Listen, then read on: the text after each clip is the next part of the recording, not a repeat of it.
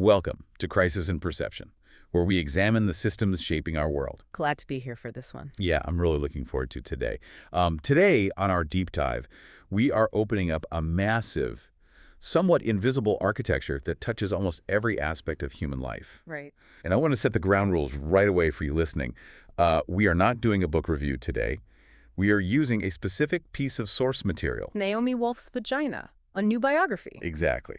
You're using that book as an entry point for a systems-level institutional analysis. And that distinction is crucial. When we talk about systems, we are looking at how different gears turn each other. We aren't just summarizing chapters. Right. The overarching system we are analyzing for you today is deeply coupled.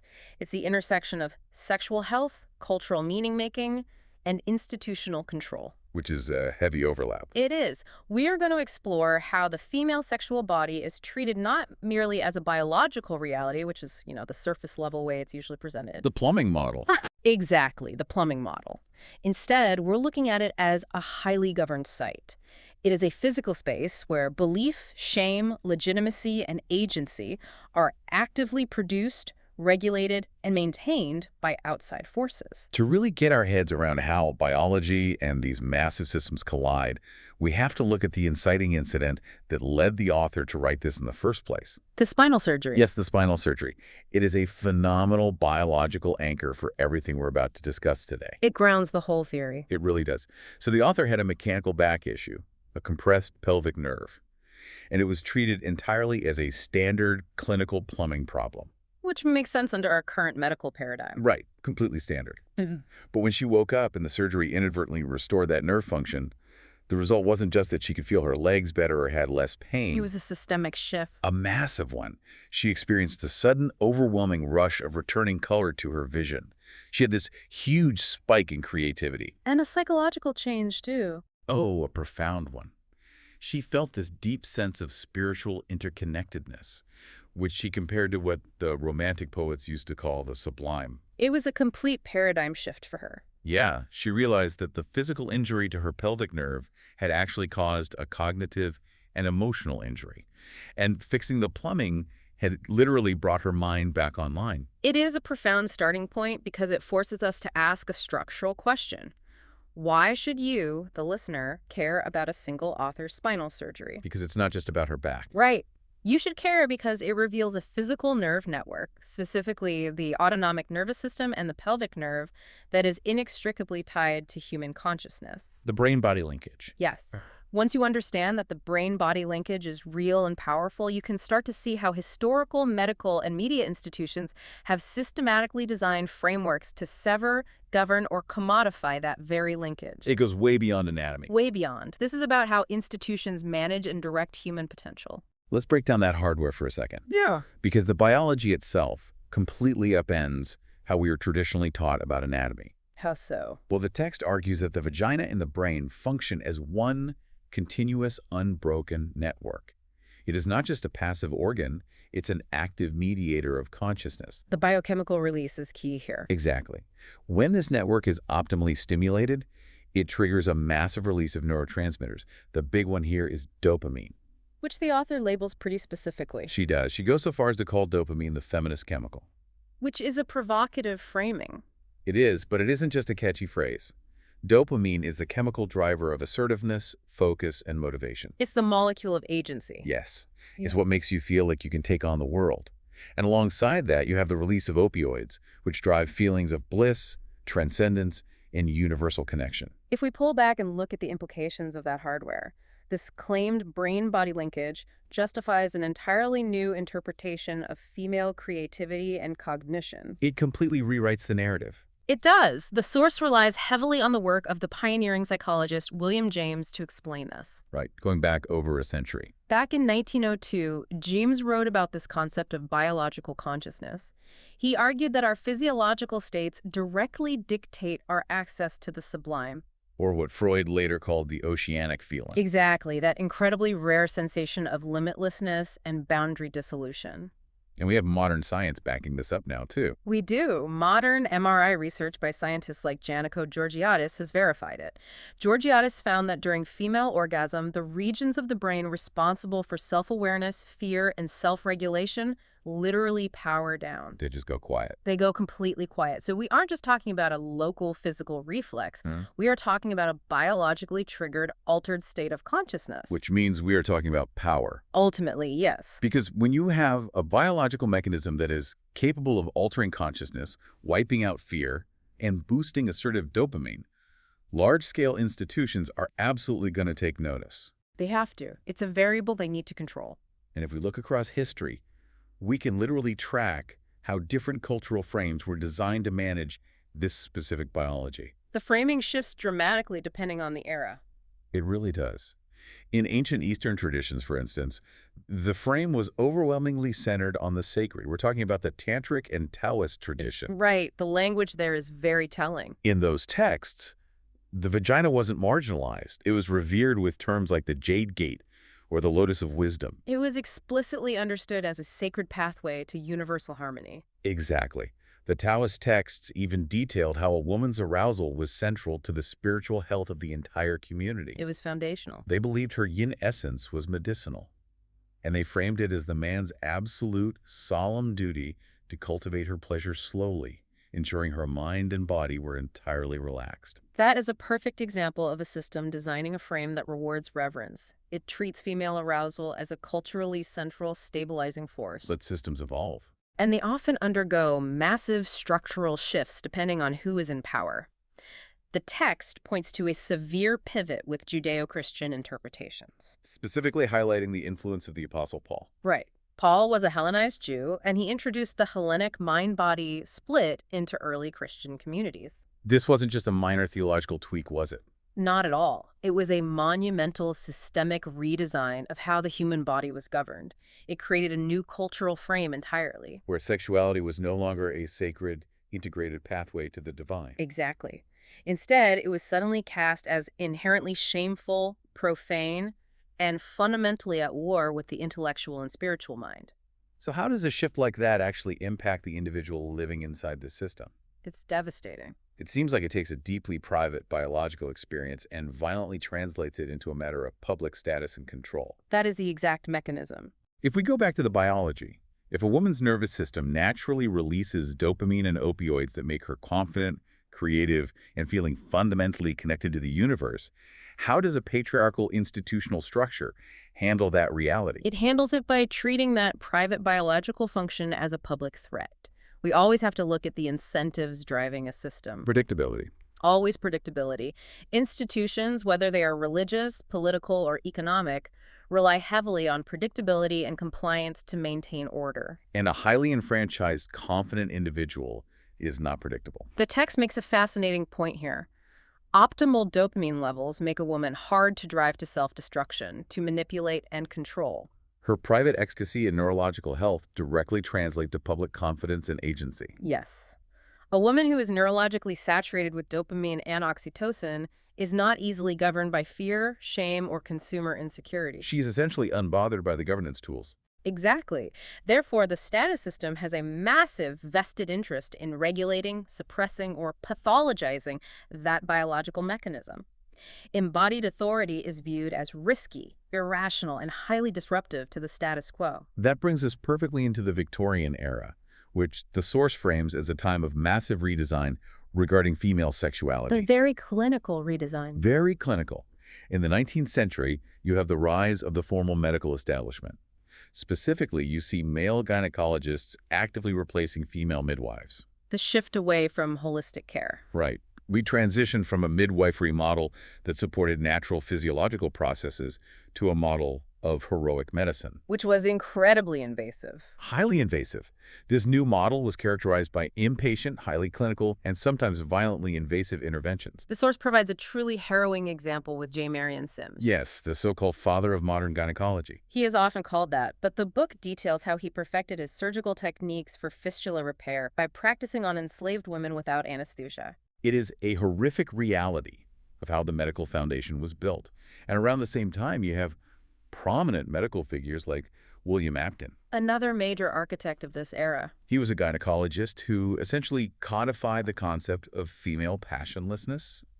He published works arguing that a normal, modest woman seldom desires any sexual gratification whatsoever. We have to ask why the medical establishment needed to construct and fiercely defend this specific narrative. What were the incentives? These medical narratives were designed to legitimize a subjugated reality. Think about what was happening culturally at the time. Industrialization. Industrialization, expanding education.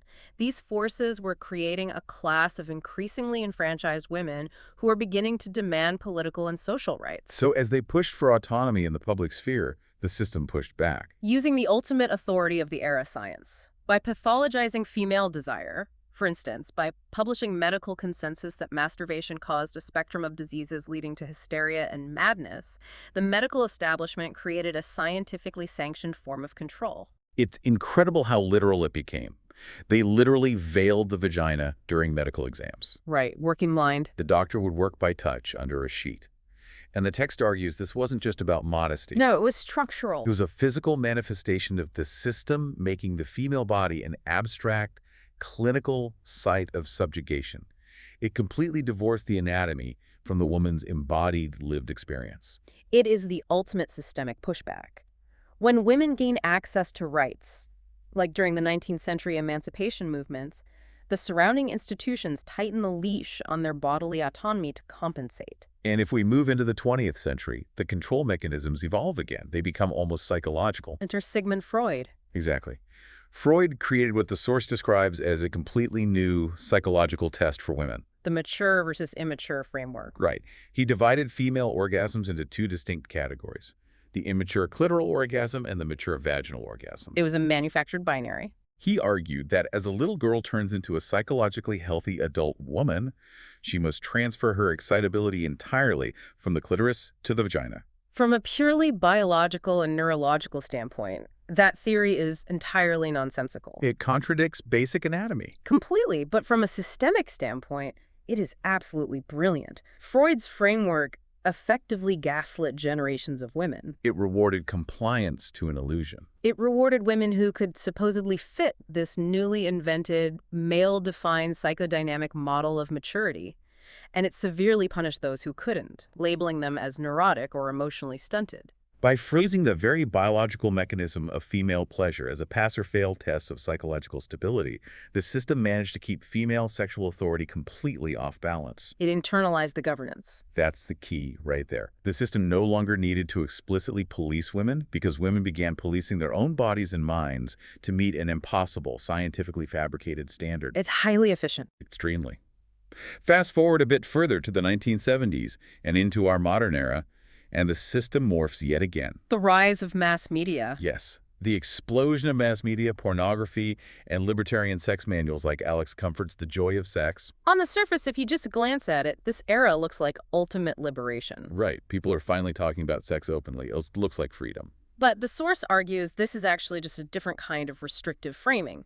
The vagina was rebranded again. What did it become this time? This time, it became a decontextualized, interchangeable orifice.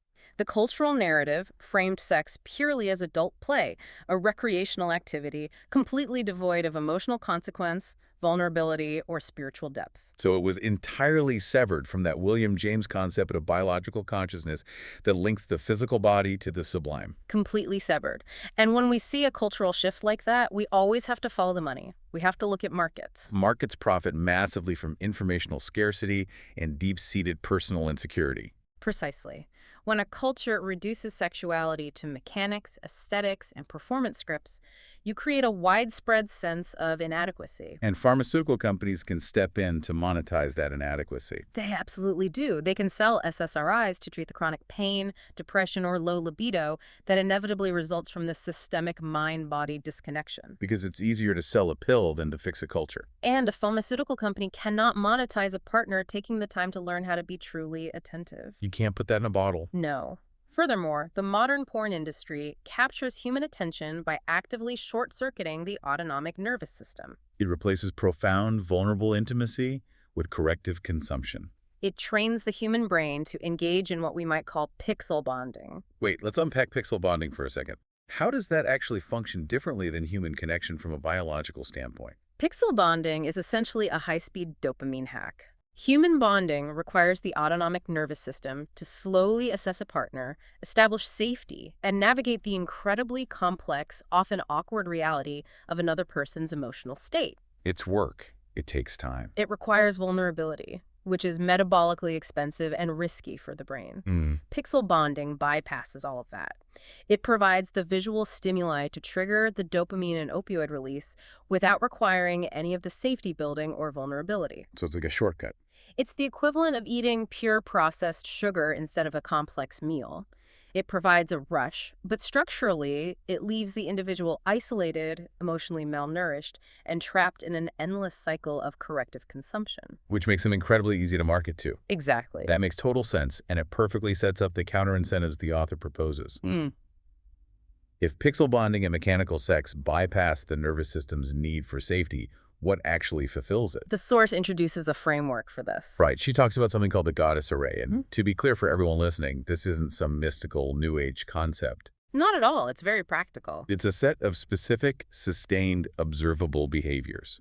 We're talking about extended focus, deep tenderness, and explicit verbal admiration, like looking at a partner and telling them, "You are the most beautiful." Why do those specific words and actions matter structurally? Because they speak directly to the female autonomic nervous system. Right. If a woman's brain perceives competition for resources, or if she feels even slightly degraded or rushed, her nervous system stays vigilant. It keeps the shields up. It perceives a threat. Yes.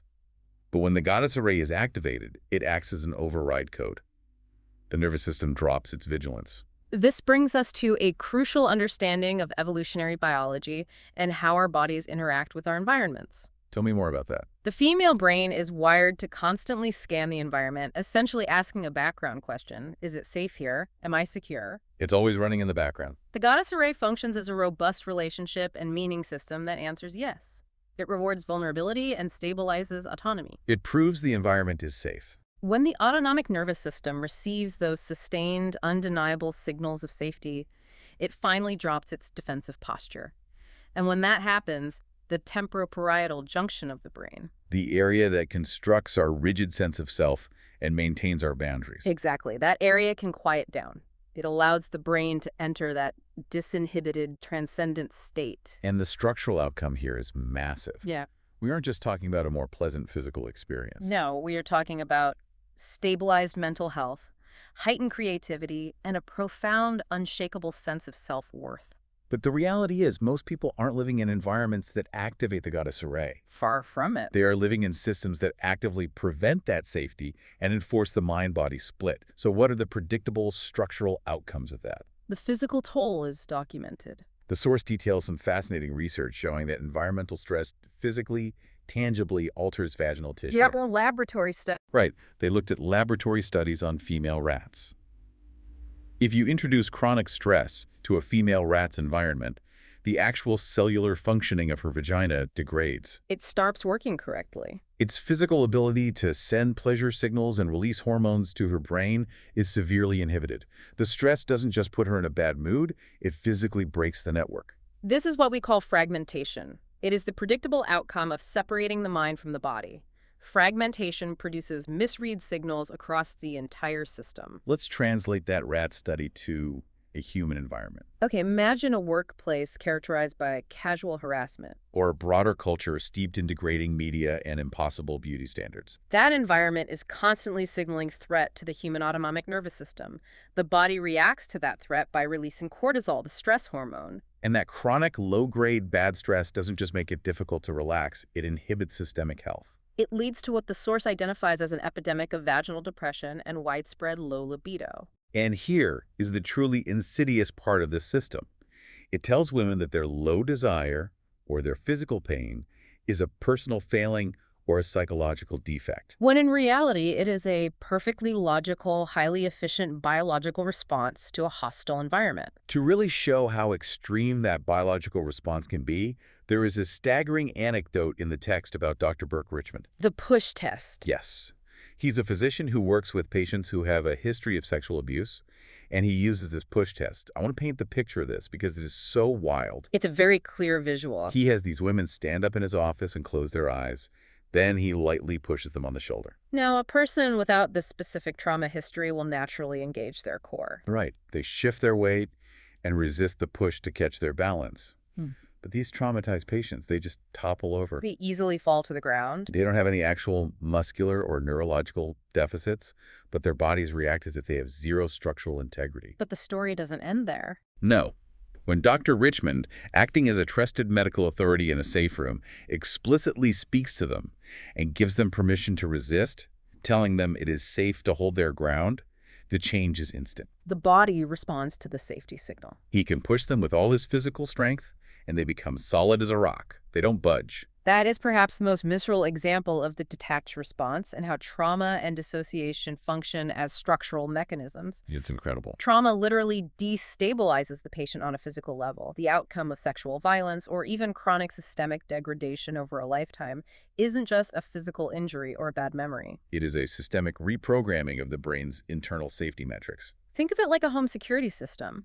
When a threat, a tiger, or an abuser attacks, and the brain realizes it cannot fight and cannot flee, it chooses a third option. It tells the consciousness to detach. It pulls the mind up and out of the body to survive the unsurvivable. Over time, shame narratives generate this constant state of self-monitoring and dissociation. And the structural outcome of that is severe informational scarcity. Women learn less about their own biological responses. They literally feel and report less pain because they are disconnected from the site of the pain. And consequently, they receive vastly less medical care. It's a compounding loss. It's incredibly heavy. Yeah. But we also have to look at what happens when the opposite is true. When a woman's agency is supported, when that biological hardware is allowed to function optimally and the connection is strong, what happens? It scales. It scales. The source explores how embodied confidence doesn't just stay in the bedroom. It scales into much broader domains. It scales into having a public voice, taking professional risks, and driving artistic creation. The author points to the 1970s feminist literature and art movements. You have Erica Jong's famous novel Fear of Flying, where the heroine's unapologetic sexual awakening runs completely directly parallel to her creative awakening as a writer. Or look at Judy Chicago's massive, iconic art installation, The Dinner Party. Yes. That piece explicitly, visually linked the varied, unique biology of the vulva to the historical and intellectual achievements of famous women throughout history. It was a visual argument that this biology is the seat of power. It absolutely scales. But as systems analysts, we have to look at the boundaries of that scaling. Because systems push back. Always. Embodied confidence scales into broader domains, yes, but only within the constraints allowed by the surrounding institutions.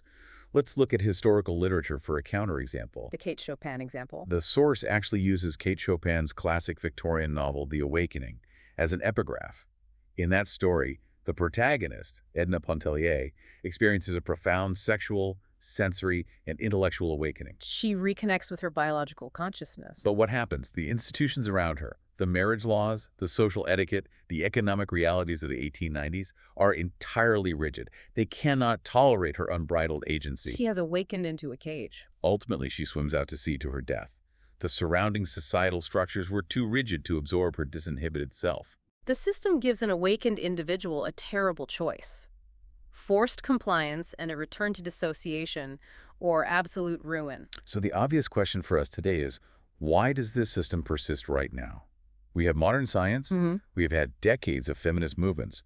Why does this disconnect, this systemic suppression, not just go away? Well, the first incredibly durable enforcement tool is simply taboo. And the source points out a glaring, almost unbelievable language gap that proves this.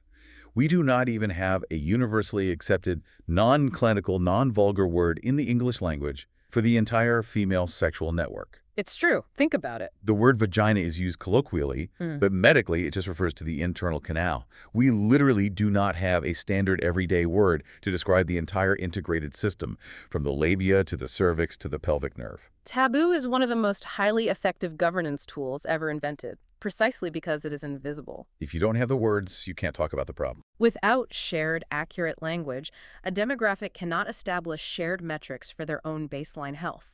If you don't have the words to describe how something is supposed to function, you cannot collectively bargain over societal norms when it stops functioning. In the source material, Dr. Fish, who is a specialist in chronic pelvic pain, states the reality very plainly. He says, The science is missing. When the scientific establishment fails to disseminate accurate information about female anatomy, when the intricate mapping of the pelvic nerve or the dynamic responsiveness of the cervix isn't mainstream, common knowledge ignorance is structurally maintained. It's an engineered scarcity. You cannot optimize a system, and you certainly cannot heal a system if you do not possess the vocabulary to even describe it. And coupled with that taboo, you have this massive issue of institutional legitimacy asymmetries. What does that mean in plain English for the listener? It means that when a woman goes to a medical professional with chronic, debilitating pelvic pain, her lived, embodied experience is routinely dismissed. She is told she is being hysterical, or that the pain is all in her head, or that it's just normal stress. The entire system is weighted so that objective authorities automatically outcompete lived female experience. This is a critical mechanism of persistence. Over the centuries, male-dominated medicine and Freudian psychiatry successfully established themselves as the sole objective arbiters of reality. When a woman's embodied experience conflicts with the institutional narrative, the institution does not pause and rewrite its textbooks. No, instead, it pathologizes the woman. It categorizes her as the anomaly or the failure. This creates a devastating, self-reinforcing feedback loop. Let's map out that specific feedback loop because it is vicious, and it starts with something as simple as words. First, you have hostile cultural language. The linguistic environment. The source brings in the work of psychologist Richard Nisbett, who studies the geography of thought. His research shows that our brains neurally encode the cultural perceptions around us. So words literally shape the brain. Yes. So if a culture constantly refers to the vagina, using degrading, violent slang, calling it a gash or a slit, that hostile language doesn't just hurt feelings. It physically changes the brain's neural pathways. It wires the brain to associate that part of the body with trauma and disgust. Exactly. So if we trace the full loop, it begins with that hostile language and those degrading environments, which signal threat and create chronic stress. And that stress, processed via the autonomic nervous system, causes literal physical dysfunction, pain, and numbness in the tissue. That physical dysfunction generates deep personal shame. The cultural taboo we discuss ensures that her shame leads to absolute silence. Because she is silent and isolated from other women experiencing the same thing, she must eventually rely on those objective medical authorities for help. But those authorities are structurally incentivized by the pharmaceutical market to prescribe pills like SSRIs or pain blockers, rather than addressing the toxic systemic environment that is actually causing the stress. The resulting biological suppression creates downstream chronic symptoms like vaginismus or severe loss of libido. And then the system points to those very symptoms as proof that female autonomy is naturally flawed, fragile, or unstable.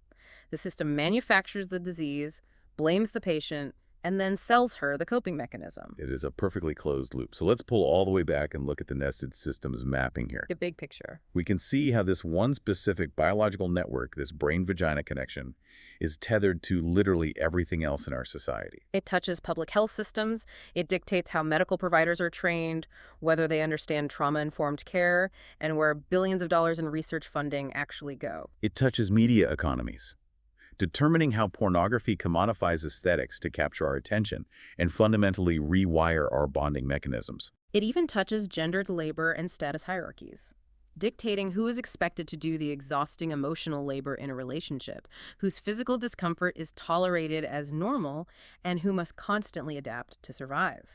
When you look at it from a macro view, all of this interconnects with moral governance.